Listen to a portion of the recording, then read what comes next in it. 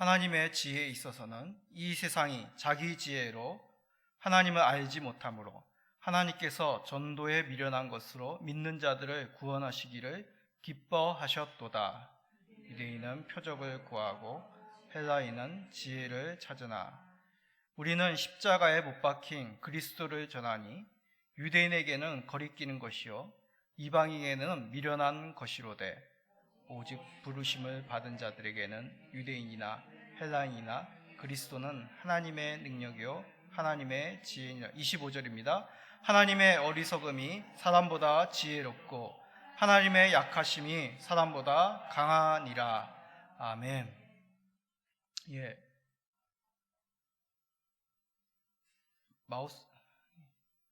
본문의 말씀을 가지고 믿음은 어디서 오는가 라는 제목으로 함께 말씀을 나누고자 합니다. 죄송합니다. 화면. 자, 이제 오늘부로 11월 달이 됐습니다. 벌써 금방 11월입니다. 2달만 지나면 이제 2020년도도 이제 지나간 한 해가 됩니다.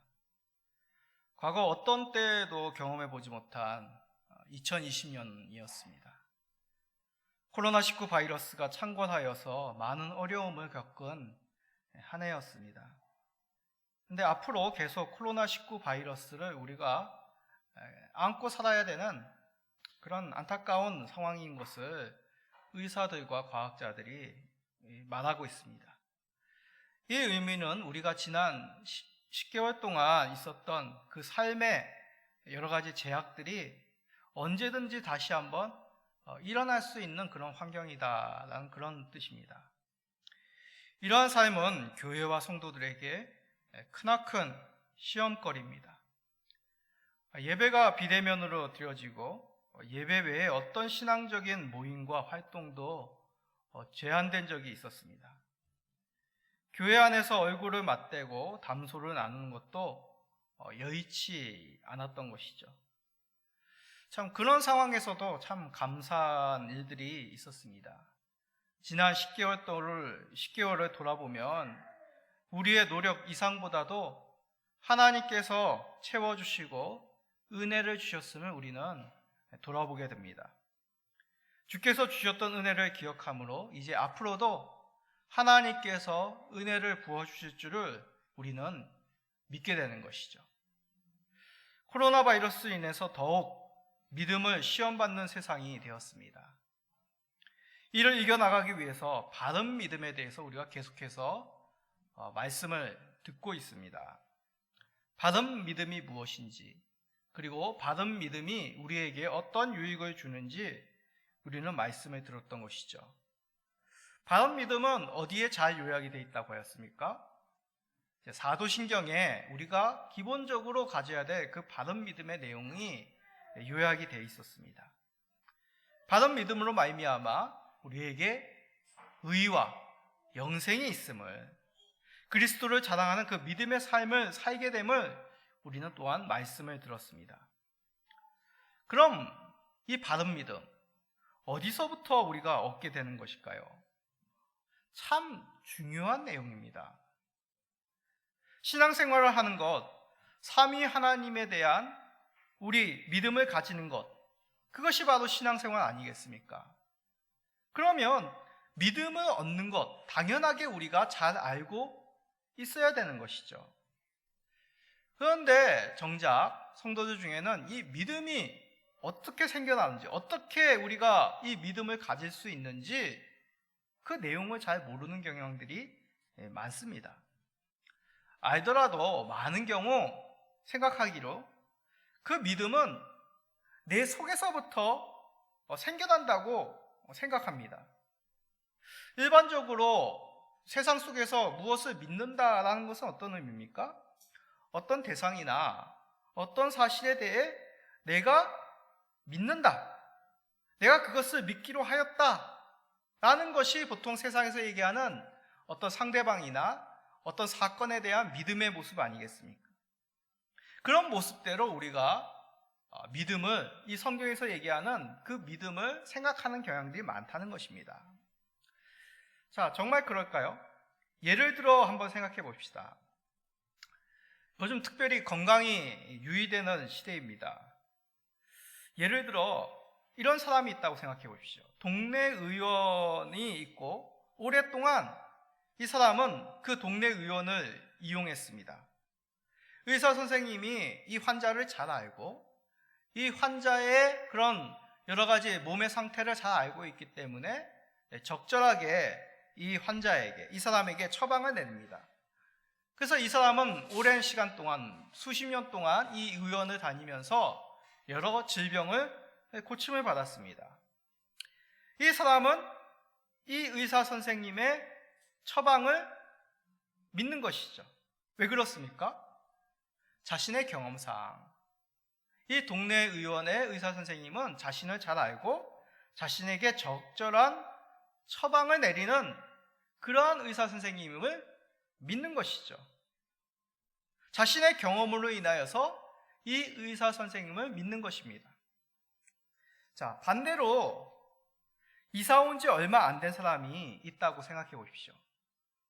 이 사람은 동네의 작은 의원, 그곳에 계신 의사 선생님을 잘 모릅니다.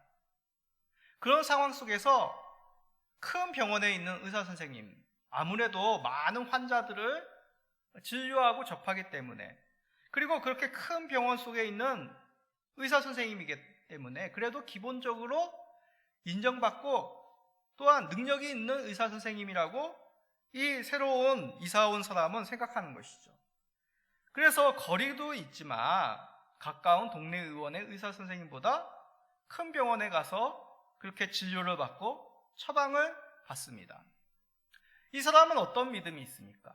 이 사람은 앞에 사람과 다르게 거리가 있고 잘 알지는 못하지만 여러 가지 객관적으로 볼 때 큰 병원에 계시고 또한 여러 환자들을 다루어 봤기 때문에, 치료했기 때문에 이 의사 선생님의 처방이 더 신뢰한다라고 이 사람은 믿게 된 것입니다. 자, 이 두 사람의 믿음의 차이는 무엇일까요? 동네 의원 의사 선생님이 오랫동안 의원을 이용한 환자에게는 더 올바른 처방을 주고 잘 알지 못하는 새로운 그런 사람에게는 처방을 대충 내리고 결코 그런 의사 선생님은 없습니다. 이 두 사람의 의사 처방에 대한 믿음은 본인들의 생각의 기준인 것이죠. 나는 이러한 것을 더 신뢰해. 나는 이러한 것을 더 믿고 그렇게 의지할 거야. 자신의 생각과 기준에 따라 믿음을 정하기로 결정한 겁니다. 예를 든 내용이 바로 일반적인 사람들이 생각하는 믿음이란 것입니다. 자신의 정한 방법대로 이렇게 하면 믿음을 가질 수 있다고 생각하는 것이 보통 일반적으로 사람들이 생각하는 믿음이란 것이죠. 그래서 선택하는 믿음을 얻는 가장 일반적인 방법이 무엇입니까? 열심히 하면, 간절히 하면 그 믿음이 생겨난다고 생각하는 겁니다. 열심히 봉사하면 믿음이 생깁니다. 간절히 기도하면 믿음이 생긴다고 많이들 생각을 하시죠. 오해 마십시오. 열심히 있는 봉사, 간절한 기도가 아무런 의미가 없다는 그런 뜻이 아닙니다. 그러나 열심히 있는 봉사, 간절한 기도는 우리가 믿음을 얻는 수단이 결코 아닙니다. 오히려 믿음 있는 성도의 그 믿음을 더욱 풍성케 하는 일, 더욱 우리로 하여금 그 믿음을 견고케 하는 일이 교회를 사랑하고 봉사하며 또한 매일 하나님 앞에 우리의 연약함을 간구하는 그런 열심히 있는 하나님과의 교제 시간을 드리는 그런 신앙의 삶인 것이죠. 그러나 그러한 우리의 노력과 우리의 열심이 의로 하여금 믿음을 얻게 한다는 것이 결코 아니란 것입니다. 이런 방식대로 우리가 기독교 신앙 속에서 믿음을 가지고자 많이들 생각합니다. 그럼 성경에서 말하는 참된 믿음은 어떻게 생겨나는 것일까요? 오늘 말씀을 통해서 그러한 방법을 알기를 소원합니다. 아는 것만이 끝이겠습니까? 그렇게 우리가 바른 믿음을 얻는 통로, 수단을 알아 더욱 우리의 믿음을 풍성해지는 것이 우리가 원하는 것이죠. 이 자리에 계신 우리 모든 성도님들, 바른 믿음을 얻는 바른 방법을 아시어서 더욱 믿음 생활이 풍성해지기를 간절히 소원드립니다. 아멘. 자, 먼저 믿음은 우리가 노력해서 얻는 것이 아니라고 했습니다. 그러면 어디로서부터 오는 것일까요? 바로 하나님께서 주십니다. 말씀을 보겠습니다. 에베소서 2장 8절에서 9절입니다. 너희는 그 은혜에 의하여 믿음으로 말미암아 구원을 받았으니 이것은 너희에게서 난 것이 아니요 하나님의 선물이라. 행위에서 난 것이 아니니 이는 누구든지 자랑하지 못하게 하려 함이라. 아멘. 누구든지 구원에 대하여 자랑하지 못하도록 우리 하나님께서는 사람의 행위가 아니라 구원을 선물로 주셨다고 합니다. 그런데 구원은 무엇입니까? 예수 그리스도 그 은혜입니다.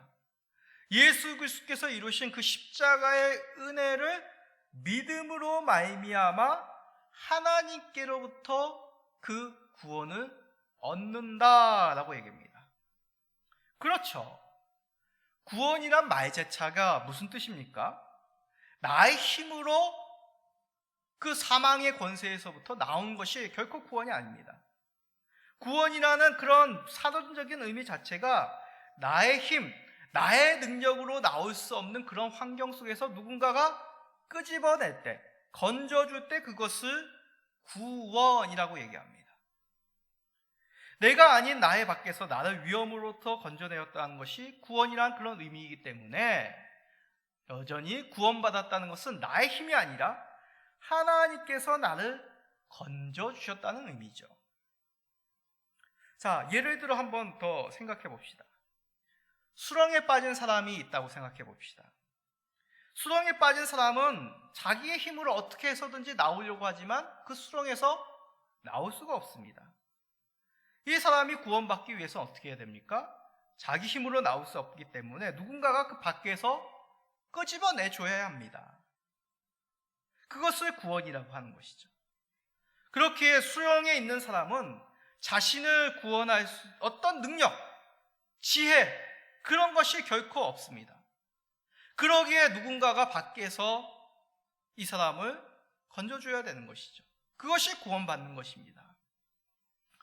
물론 수렁에 있는 사람이 밖에서 자신을 건져주려고 하는 그 사람을 믿고 줄이나 그 사람이 내미는 손을 붙잡아야 되죠. 수렁에 있는 사람이 믿음이 필요합니다. 그렇게 많은 경우 믿음은 자신이 결단하여 붙잡는다, 그렇게 생각하는 것이죠. 처음에는 믿지 못했으나 자신이 믿기로 결단하여 믿음이 생겼다라고 보통 사람들은 생각합니다. 그러나 정확히 말하면 그렇지 않은 것이죠. 손을 내밀어 수렁에서 사람을 건진 사람이 구원에 대한 주도권이 있는 것입니다. 다시 한번 말씀드립니다. 수렁에 건진 사람은 자신의 힘으로 나올 수가 없습니다. 그러기에 이 사람이 건진받아서 구원받은 그 사건 속에서 주인공은 이 수렁에 있는 사람이 아니라 그 수렁에 있는 사람을 건져낸 그 구원해준 사람이 이 구원 사건의 주인공이죠. 물론 자신에게 내민 손을 잡아야 되는 그 수렁에 있는 사람이 해야 할 부분이 분명히 있습니다.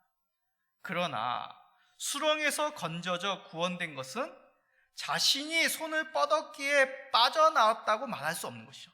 내가 손을 뻗어가지고 그 사람 손을 붙잡아서 나는 구원했어, 나를 구원했어, 그렇게 얘기하지 않지 않습니까? 수렁에 빠진 사람에게 이 구원의 공을 돌리는 것이 결코 아닙니다. 왜입니까? 수렁에 빠진 건 수렁 밖에서 손 매는 사람, 그 사람 잘못이 아니지 않습니까? 수렁에 빠진 거는 그냥 그 사람 밖에서 건져내는 사람이 그거 외면하고 지나가도 아무런 할 말이 없는 것입니다. 물론 인륜적으로 도덕적으로 비난을 받겠죠. 엄밀히 말해 이 수렁에 빠진 사람과 상관이 없지만 그 빠진 사람이 불쌍하고 생명이 귀하기 때문에 이 밖에 있는 사람은 자신도 빠질 수 있지만 위험을 무릅쓰고 손을 내밀어 이 수렁에 빠진 사람을 건져낸 것입니다. 그럼 칭찬받을 사람이 누구란 말입니까? 수렁에 빠진 사람을 칭찬해야 될까요? 그렇지 않은 것이죠. 당연히 외면치 않고 이 수렁에 빠진 사람을 불쌍히 여겨 위험을 무릅쓰고 손을 내밀어 수렁에 빠진 사람을 건져낸 사람, 이 사람에게 구원의 그 영광을, 공을 돌려야 됩니다. 구원의 손길을 붙잡는 믿음은 구원의 손길을 내미는 그 사람, 밖에서 손을 내밀었던 그 사람의 그 은혜에 대한 마땅한 반응이죠. 밖에서 자신은 위험을 무릅쓰고 이 사람을 건지기 위해서 손을 내밀었는데 수렁에 빠진 사람이 그 내민 손, 나 이 사람 처음 봐, 이 사람 믿을 수 없어, 그래서 손을 내밀지 않는, 자신의 몸은 점점 빠져가서 이제 질식해서 죽기 일보 직전인데 손을 내민 사람의 그 은혜를 무시하고 믿지 않고 그 손을 붙잡지 않는 사람, 그런 사람이 있다면 그 사람은 만약 어리석은 사람 내지는 좀 정신이 온전치 못한 사람일 것입니다. 그러기에 우리 편에서 예수 그리스도의 구원의 은혜를 붙잡는 것은 하나님이 주신 그 구원의 선물에 대한 우리의 마땅한 반응입니다. 하나님께서 우리의 죄를 용서하시고 우리를 사망 권세에서 꺼내주시기 위하여 그 구원의 선물을 주셨는데, 그 귀한 생명의 선물, 의의 선물을 주셨는데 그것을 마땅하게 우리는 믿음으로 받아야 되는 것이죠. 그러기에 믿음은 하나님이 주신 선물인데 우리가 그것을 믿음으로 받는 것은 우리의 마땅한 반응이란 것입니다. 그렇기 때문에 이 구원의 은혜, 구원의 공은 예수 그리스도께서, 그리고 그를 보내주신 하나님께 돌려야 됩니다. 그런데 이를 알게 하시는 분이 바로 성령 하나님이십니다. 성령 하나님은 늘 구원의 사역 가운데 주인공으로 앞으로 나서지 않고 의로 하여금 구원의 주이신 예수 그리스도를 바라보게 하고 그 예수 그리스도를 보내신 성부 하나님을 알게 하시는 사역을 하는 것이죠. 그러기에 하나님이 주신 그 구원의 선물인 예수 그리스도, 그를 믿도록 돕는 분이 우리 성령 하나님이십니다. 자, 고린도전서 12장 3절에서 그것을 가르쳐 주시죠. 읽어봅시다. 그러므로 내가 너희에게 알리노니 하나님의 영으로 말하는 자는 누구든지 예수를 저주할 자라 하지 아니하고 또 성령으로 아니하고는 누구든지 예수를 주시라 할 수 없느니라. 하나님의 영으로 말하는 자는 누구든지 예수를 저주할 자라고 하지 않습니다. 예수를 주로 고백하는 것은 성령님으로 가능하다는 뜻이죠. 좀 더 쉬운 말로 예수 믿도록 하는 것, 예수님을 믿도록 하시는 분이 나의 결단, 나의 어떤 믿음의 결단이 아니라 성령 하나님이라고 분명히 말씀합니다. 성령님이 하시는 사역이 바로 이런 것입니다. 성령님께서 우리로 하여금 믿도록 가르치시고 생각나게 하시는 것이죠. 그러기에 우리는 성령님께서 믿음을 주시도록 불신 가족들을 위해서 기도를 해야 됩니다. 이것이 불신 가족들에 대한 우리의 올바른 기도의 모습이죠. 불신자들이 구원을 얻도록, 그들에게 성령 하나님께서 역사하시도록 우리는 기도해야 된다는 것이죠. 그런데 보통 어떤 기도를 합니까? 예수 믿는 것, 이제 영접 기도라고 보통 얘기합니다. 그런데 영접 기도는 그 사람이 예수님을 믿도록 만드는 것이 영접 기도가 아닙니다. 우리의 기도가 예수님을 영접하도록 만드는 것이 아니란 것이죠. 예수 믿게 되는 사람들에 대한 기도는 하나님이 구원의 선물을 주시도록, 그리고 예수 그리스도를 성령 하나님께로 말미암아 진정하게 주로 고백할 수 있도록 간절히 기도하는 것이 불신자들에 대한 기도입니다. 우리가 결코 믿게 만드는 것이 아닌 것이죠. 영적 기도를 하면 믿음이 있고 영적 기도를 하지만 않으면 구원받지 못한다, 그런 의미가 아니라, 영적 기도란 것은 이 사람에게 예수 그리스도의 구원의 선물을 주실 수 있도록, 이 사람이 그 선물을 믿음으로, 성령 하나님의 도우심으로 말미암아 믿음으로 잡을 수 있도록 기도하는 것이 올바른 불신자들에 대한, 우리 전도자들의 기도입니다. 우리 성도님들은 노력이 아닌 은혜로 성령님을 통해 믿음을 얻게 되었음을 감사히 여기시기 바랍니다. 그래서 그 영광을 우리가 아니라, 다른 무엇인가가 아니라 우리 하나님께 돌리시는 우리 모든 성도님 되시기를 간절히 축원드립니다. 자, 그럼 성령님께서 구체적으로 무엇을 통해 우리에게 믿음을 주실까요? 보통 사람들은 평소 때 접하지 않은 것들, 그러한 것들, 눈에 보이지 않는 것들, 그런 신령한 것들이 우리로 하여금 믿음을 확 끌어올린다고 생각합니다. 우리 아이들이 있지 않습니까? 찬성이처럼 어린 아이들, 그런 아이들이 무서워하는 것 중에 하나가 이제 귀신이라든지 유령이라든지 도깨비, 그런 이야기 속에서 나오는 그런 것들입니다. 그런데 왜 아이들이 그런 것들을 두려워할까요? 도깨비 이렇게 읽어보면 어떻게 보면 귀엽게 생겼습니다. 그림도 귀엽게 그리고요. 그런데 아이들이 도깨비라는 단어, 귀신이란 그 단어조차도 두려워합니다. 왜겠습니까? 평소에 접하지 않고 눈에 보이지 않는 것이기 때문에 그것이 신령하다고 우리 본성이 믿고 있는 것이죠. 평소 때 보이지 않는 것들, 눈에 보이지 않는 것들은 뭔가 우리보다도 더 힘이 세고 우리로 하여금 정말 반항하지 못하도록 만드는 그런 능력이 있어 라고 우리는 그렇게 믿는 경향들이 있습니다. 또 어떤 사람들이 있습니까? 어떤 사람들은 믿음을 가지는 경우 그 전에 접하지 못한 심오한 지혜, 그 사실들을 통해 믿는 경향들이 많습니다. 요즘 아이들이 이제 TV 시대가 아니라 유튜브 시대입니다. 유튜브 시대. 그래서 요즘 애들은 TV를 안 봅니다. 우리 어른들이나 TV를 보지 우리 애들도 잘 TV를 안 봅니다. 그럼 공부만 하냐, 책만 보냐, 그렇지 않아요. 스마트폰으로 유튜브를 봅니다. 근데 유튜브에서 여러 가지 있지 않습니까? 그런데 유튜브에서 하는 얘기는 다 믿습니다. 우리 어렸을 적에 TV에서 하는 얘기 보면, TV에서 보고 나면 학교에 가서 뭐라고 장애하면, 야! 너 뭐가 있는 거 알아?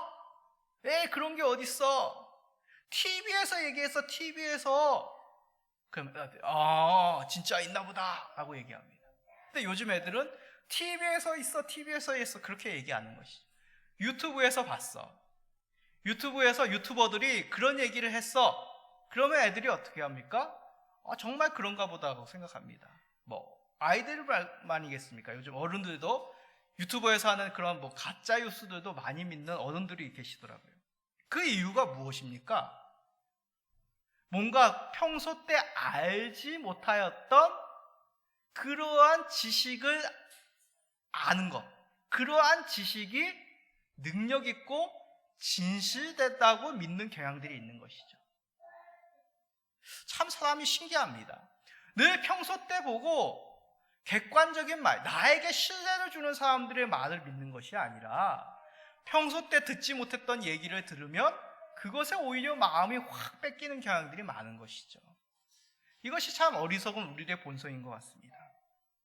자, 근데 이것에 대해서 성경에서도 말씀하고 있습니다. 고린도전서 1장 22절에서 23절입니다. 유대인은 표적을 구하고 헬라인은 지혜를 찾으나 우리는 십자가에 못 박힌 그리스도를 전하니 유대인에게는 거리끼는 것이요 이방인에게는 미련한 것이로되. 유대인은 표적을 구한다고 합니다. 유대인들은 어떤 표적이냐면 메시아, 우리를 구원할 그 메시아는 특별한 표적을 행하여 우리에게 증거하신다라고 그렇게 믿습니다. 그래서 예수님에게 이 유대인들이, 바리새인들이 와서 뭐라고 얘기합니까? 당신이 메시아이거든 우리에게 표적을 보여주소서. 여러 가지 구약에서 얘기하는 표적이 있습니다.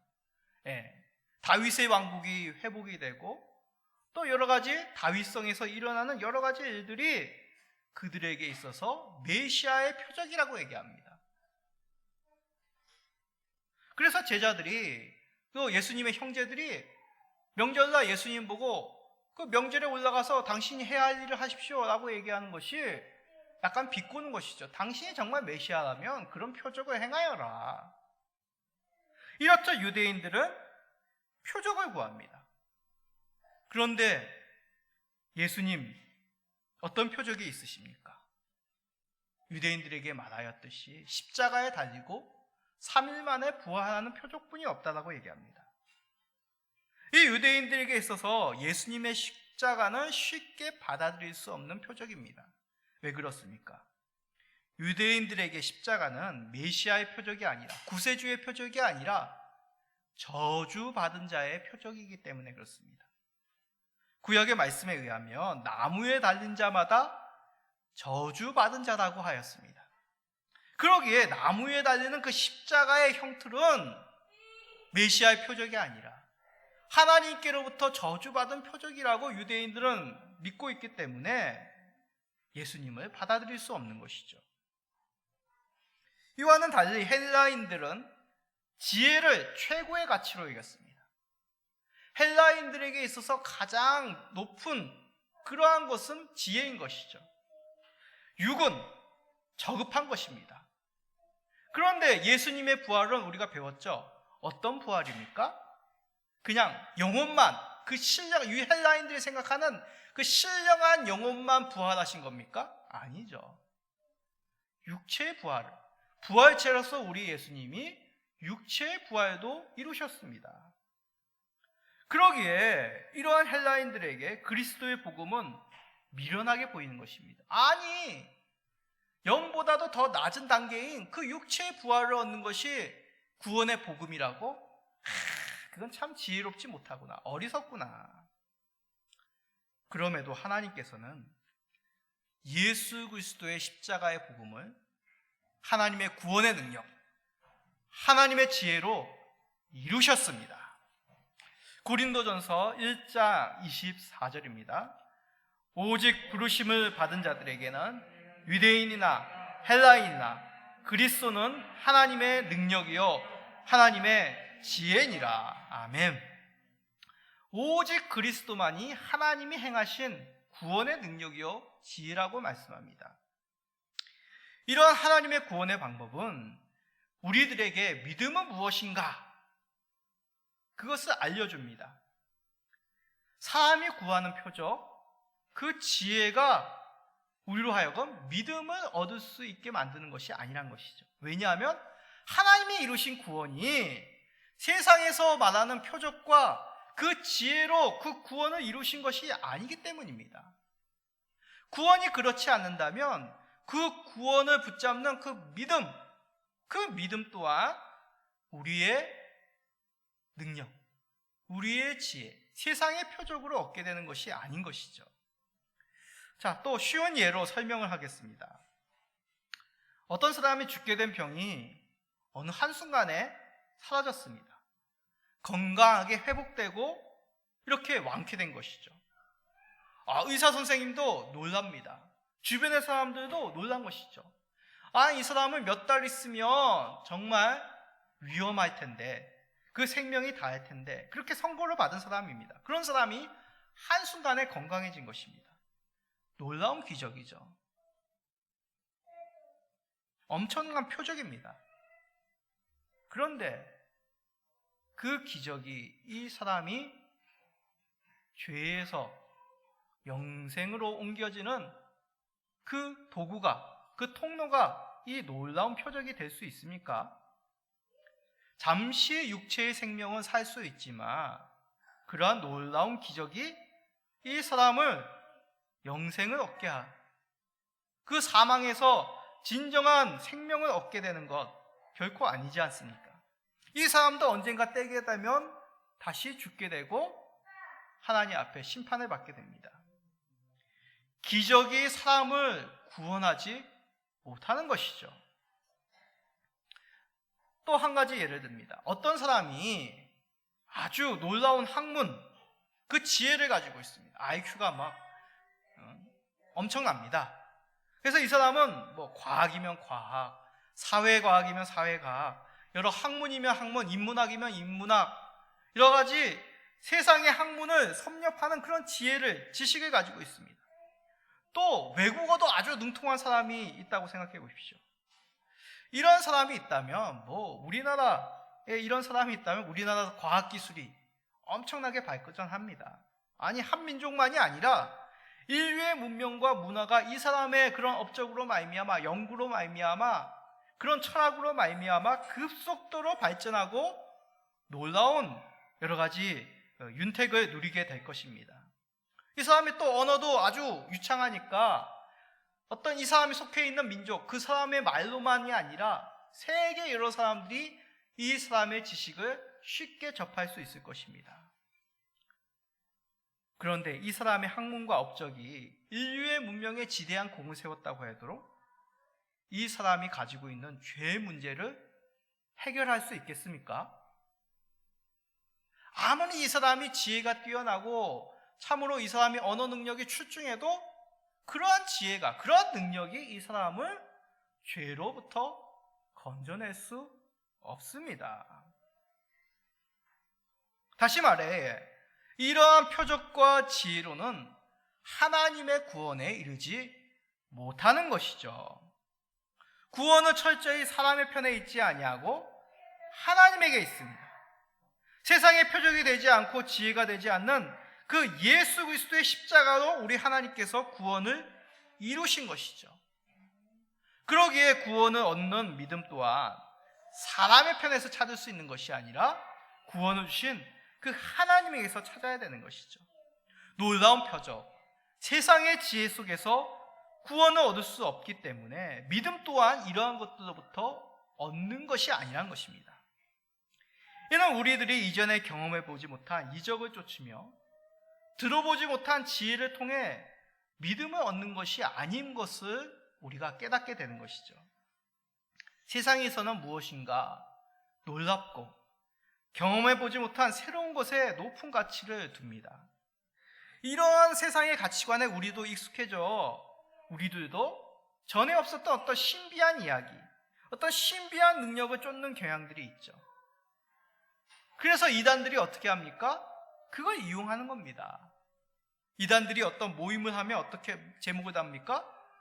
죄사함의 비밀, 요한계시록을 통한 그 마지막 때의 비밀, 그런 제목을 달으면 뭔가 우리가 평소 때 교회에서 들어보지 못한, 성경에서 깨닫지 못한 심오한 것들, 알지 못하는 것들을 이 사람들은 알고 있구나, 그렇게 미혹되어서 신앙이 있으신 분들이 이런 곳에 기웃기웃 거리는 것이죠.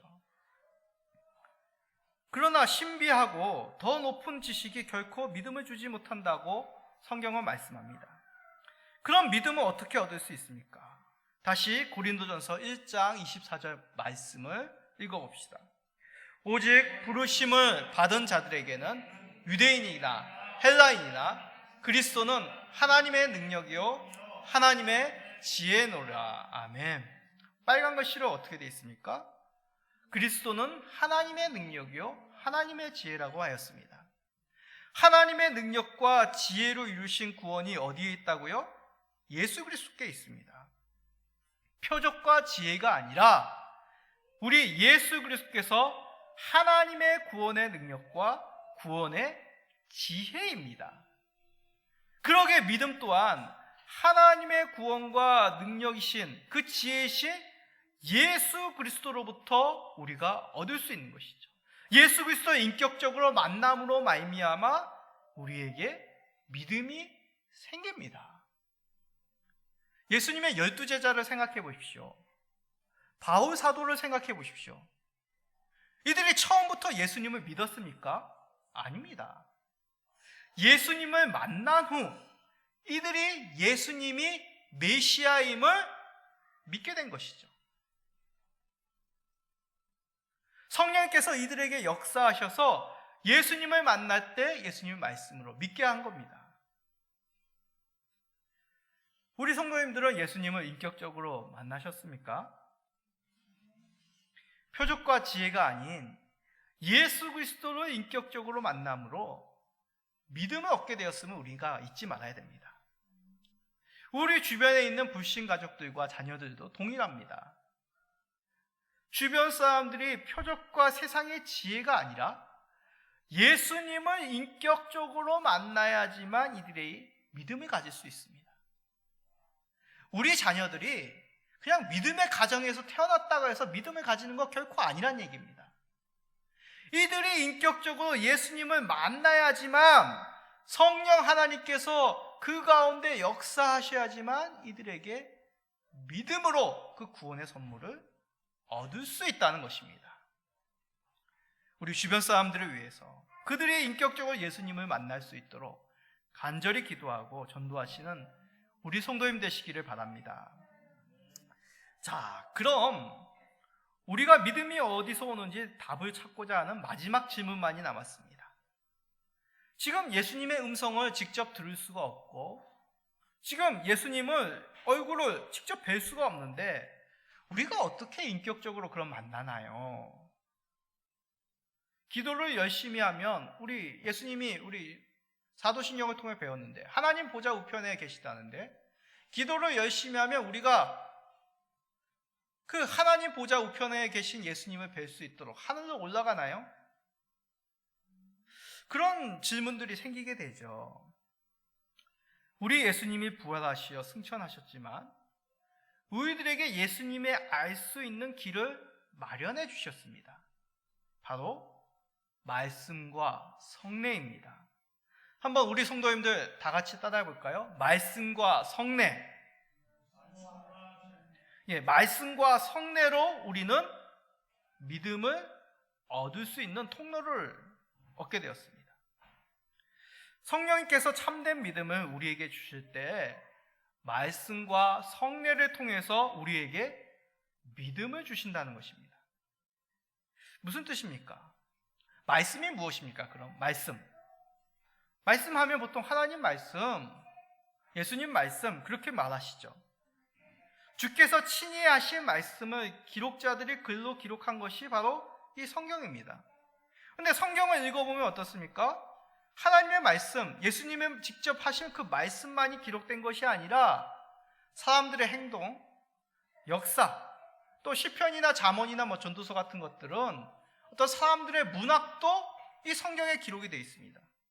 아니, 하나님께서 직접 하신 말씀이 아니고 예수님께서 직접 하신 그 말씀이 아닌데 그게 다 성경에 기록이 되어 있는데 그런 것들도 다 말씀인가요? 예, 말씀입니다. 무슨 뜻이냐면 하나님께서 그의 뜻을 나타내시기 위하여 이루신 역사라는 것이죠. 아브라함에게 하신 그 모든 역사와 사건도 하나님의 뜻을 나타내시기 위하여 아브라함을 사용하신 것입니다. 시편도 마찬가지죠. 우리 수요일마다 시편 이제 말씀 묵상하는데 강해를 하는데 시편은 말 그대로 사람의 감정을 기록한 시입니다. 다윗이 품었던 그 시편 기자들이 품었던 그 감사와 그 기쁨과 때로는 분노, 대적자들에 대한 그 저주, 우리가 가지고 있는 그런 감정들이죠. 그런데도 하나님은 그것을 말씀으로 기억하였다는 것입니다. 왜입니까? 그러한 시편 기자의 감동함을 통하여 성령께서 감동함을 주셔서 그것을 하나님의 영광 가운데, 하나님의 공의로우신 가운데, 하나님의 지혜로우신 가운데 그것을 나타내셨기 때문에 그렇습니다. 자, 이런 의미가 어떤 의미겠습니까? 또 예를 들어 좀 어려운 의미니까 예를 들어 설명하겠습니다. 우리가 어떤 사람의 집에 방문하면 그 집에 여러 가지 공간들, 가구들, 또 물건들, 정리 상태들, 향수까지도 그 집의 어떤 향수, 냄새까지도 그 사람의 모습이 담겨 있는 것 같습니다. 그런 거 느끼지 않습니까? 아, 이 사람 집에 가면 이 사람 모습이 그 속에 녹아져 있는 것 같아. 좀 사람들이 분주하고 정신이 없으면 그 집안 여러 가지 모습들도 좀 그런 것 같습니다. 꼼꼼한 사람이 있으면 뭐 그런 사람 있죠. 뭐 연예인들 중에서 어떤 사람, 그런 사람들 가면 물건 하나 가지런히 이 글자 하나도 같은 방향으로 다 녹아져 있습니다. 그 사람 모습이, 그 사람 삶이 그 공간에 녹아져 있기 때문에 그런 것이죠. 마찬가지입니다. 하나님께서 세상을 다스리고 계시지만 구약에서는 특별히 이스라엘, 그 땅 가운데 하나님의 역사하심과 그 주관하심을 드러내셨습니다. 그러므로 말미암아 이스라엘 역사 가운데 하나님의 뜻을 드러내신 것이죠. 예수님 당시에는 어떻습니까? 예수님께서도 제자들과 유대인들에게 하신 말씀은 말할 것도 없이 예수님이 어떤 장소에 방문하시고 어떤 행동을 하시는 것, 그 모든 것이 다 예수님이 그리스도이심을 나타내기 위한 그 모든 사건들이었다는 것이죠. 그것을 기록한 것이 바로 성경입니다. 이 성경을 풀어 사람들에게 전하는 것이 바로 지금 제가 하고 있는 설교인 것이죠. 그러기에 사람들이 믿음을 가지게 되는 것은 하나님의 말씀을 통해서인데, 이것을 풀어 사람들이 이해하도록 그 쉽게 얘기하는 것이 바로 설교라는 것입니다. 고린도전서 1장 21절에 이에 대해서 말씀하고 있습니다. 하나님의 지혜에 있어서는 이 세상이 자기 지혜로 하나님을 알지 못하므로 하나님께서 전도에 미련한 것으로 믿는 자들을 구원하시기를 기뻐하셨도다. 아멘. 여기서 얘기하는 전도라는 것은 우리가 보통 말하는 지나가는 사람들 아니면 아는 사람들에게 예수님 믿으세요 라고 말하며 전도지를 주는 것, 그것을 뜻하는 것이 아닙니다. 여기서 전도란 십자가의 도를 전한다, 십자가의 도를 선포한다, 십자가의 도를 설교한다라는 그런 뜻입니다. 이 뜻은 개인적으로 전도하지 마라, 누군가 그 사람을 초청하여 이 교회로 초대하는 것은 잘못됐다, 그런 의미가 아닙니다. 오해 마십시오. 결국 사람들이 예수님을 믿게 되는 것은 말씀을 통해 성령께서 믿음을 주심을 통하여 이루어진다는 것을 고린도전서 1장 21절을 말하는 것이죠. 전도에 미련한 것은 바로 하나님께서 주신 이 말씀을 믿지 않는 사람들에게 선포함으로, 그들에게 알려줌으로, 설교함을 통하여 이들이 구원받는다는 것입니다. 자, 이것이 바로 말씀이란 것이죠. 자, 그러면 성례는 무엇입니까? 성례. 주님께서 허락하신 성례는 오직 세례와 성찬입니다. 반드시 기록하십시오. 주께서 말씀하신 그 성례는, 성경 속에 기록된 성례는 두 가지뿐이 없습니다. 세례와 성찬. 그런데 가톨릭에서는 뭐라고 얘기합니까? 칠성례라는 말 들어보셨습니까? 7가지를 더 풀어서, 푸른 게 아니죠, 더 이렇게 가지를 만들어가지고 칠성례를 행합니다. 대표적인 것이 우리가 하지 않는 게 뭐 있죠? 고해성사죠. 그건 성경에서 말하는 것이 아닙니다. 오직 성경에 기록된 성례는 세례와 성찬입니다. 갈라디아서 3장 21절입니다. 누구든지 그리스도와 합하기 위하여 세례를 받은 자는 그리스도로 옷 입었느니라. 아멘. 그리스도 합한 그 표식이 뭐라고요? 세례입니다. 세례 자체가 우리로 하여금 구원을 주는 것이 아니라 표식이라는 것이죠. 그리스도와 합하였다라는 표식이 세례입니다. 자, 어떤 공문서가 있습니다. 이 공문서에 도장을 찍죠. 도장을 찍어야지만 이 공문서로서의 효과가 있습니다. 도장 자체가 효과가 있는 게 아니라 그 문서의 내용이 중요한데, 이것을 공적으로 확증되는 그러한 능력이 있는 것이 이 도장이라는 것이죠. 세례가 그러하다는 것입니다. 세례 자체가 구원을 주는 것이 아니라 우리가 구원을 얻는 것은 예수 그리스도로 말미암음인데, 그 예수 그리스도가 우리와 함께 하시다는 공적으로 꽝꽝 하는 표식 중에 하나가 세례라는 것입니다. 성찬도 마찬가지죠. 자, 고린도전서 11장 26절입니다.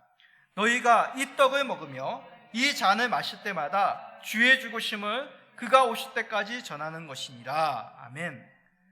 성찬의 떡과 포도주는 예수님의 살과 피가 아닙니다. 아까 칠성례 말기했죠. 가톨릭에서 그 성찬은 곧 예수님의 피와 살이라고 얘기합니다. 전에도 한번 말씀드렸듯이 예수님의 피와 살로 이들은 여기기 때문에 성찬을 어떻게 행합니까? 성도들은 못 만집니다. 오직 이 신부만이 쭉 나오면 어떻게 합니까? 입으로 주죠, 하나씩. 근데 옆에서 돕는 그 조사들이 이렇게 긴 잔으로 그 부스러기가 떨어질까봐 이렇게 밑에서 받치고 있습니다. 왜 그렇습니까? 청소하기 귀찮아서가 아니라 그 떡이 곧 예수님의 살이라고 그렇게 주장하기 때문에 그렇습니다. 화채설이죠. 아닙니다. 역시 성찬의 떡과 포도주는 상징입니다. 예수님의 부활을 기념하여 우리에게 죄사함과 영생이 있음을 믿음 충만하게 하는 확증인 것이죠. 물론 표적이나 지혜, 우리들에게 믿음을 줍니다. 여러 신앙적인 체험, 여러 교훈과 학문, 그런 보편적인 세상의 가치관 속에서도 얼마든지 우리가 하나님을 발견할 수 있습니다.